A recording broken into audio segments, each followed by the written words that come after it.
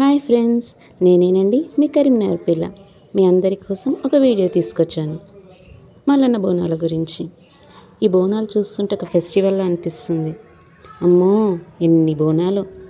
నేనైతే బోనం ఒక కుండ క్యారీ చేయడానికే భయపడిపోయేదాన్ని. ఒక్కొక్కరు 2-3 కుండలతో బోనం ఎలా తీస్తారు, అది కూడా హ్యాండ్స్ వదిలేసి. అందులోనూ డ్యాన్స్ కూడా చేస్తారు. చూడండి ఎంత ప్లెజెంట్గా అనిపిస్తుందో. ఆ శివశక్తులను చూస్తే మనకు కూడా ఒక ఊపు వస్తుంది కదండి.